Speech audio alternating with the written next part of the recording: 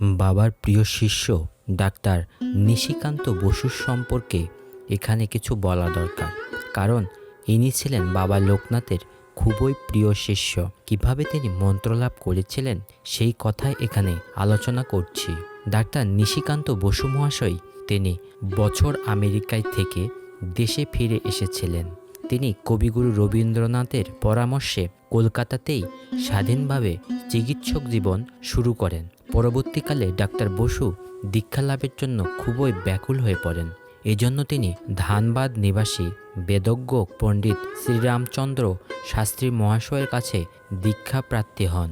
এদিকে একটা অলৌকিক ঘটনার মাধ্যমে শ্রীরামচন্দ্র শাস্ত্রী মহাশয় বাবা লোকনাথের নিকট থেকে লোকনাথ নাম যুক্ত মন্ত্র লাভ করেন এবং সেই মন্ত্রই একটি বিশেষ যৌগিক ক্রিয়ার মাধ্যমে ডাক্তার নিশিকান্ত বসু মহাশয়ের মধ্যে সঞ্চারিত করেন।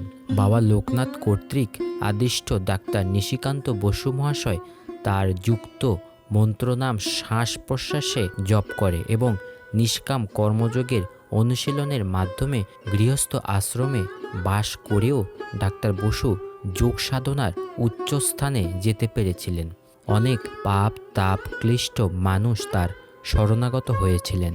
কলকাতায় নিজের বাড়িতে থেকেই তিনি সবার অগোচরে সাধনা করতে থাকেন। অপরদিকে বাবা লোকনাথের আদেশে তিনি লোকনাথ নামযুক্ত মন্ত্রে দীক্ষা লাভের পর ডাক্তার বসু মন্ত্রসিদ্ধ হয়ে বাবার আদেশে বহু ভক্তকে ওই মহামন্ত্রে দীক্ষিত করেন। ডাক্তার নিশিকান্ত বসু হলেন শ্রী জ্যোতি বসু মহাশয়ের পিতা। এখানে বলা বাহুল্য যে লোকনাথ বাবার নাম সংযুক্ত মন্ত্রই যদি না থাকবে তবে বাবা এমন আদেশ দিলেন কেন, এবং কেনই বা লোকনাথের কৃপাসিদ্ধ সাধক ডাক্তার নিশিকান্ত বসু লোকনাথ মন্ত্রে বহু মানুষকে দীক্ষিত করলেন? এটা হলো একটা গুরুতর প্রশ্ন। এই প্রশ্নের উত্তর কিন্তু খুবই সহজ। লোকনাথ নামে মন্ত্র দীক্ষা হয় না। একথা যারা বলেন তারা অশাস্ত্রীয় কথাই বলেন বাতুলের মতো।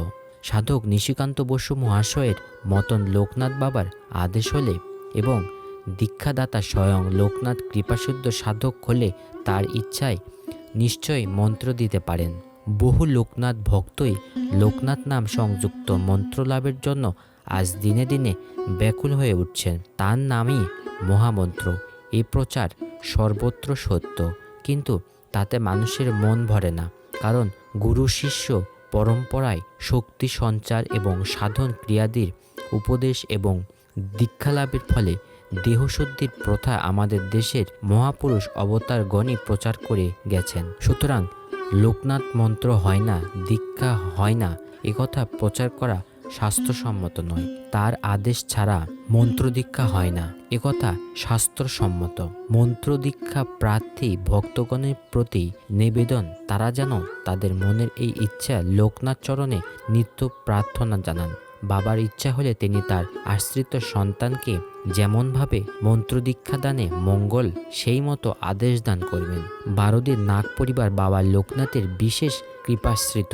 ডাক্তার নিশিকান্ত বসু ওই পরিবারের নিকট আত্মীয়। উত্তরকালে তিনি বারোদিতে এসে ওই ঘটনার বর্ণনা করেন এবং বাবা লোকনাথের বিশেষ কৃপাভাজন হয়ে বাবার বিশেষ ভক্তরূপে পরিচিত হন।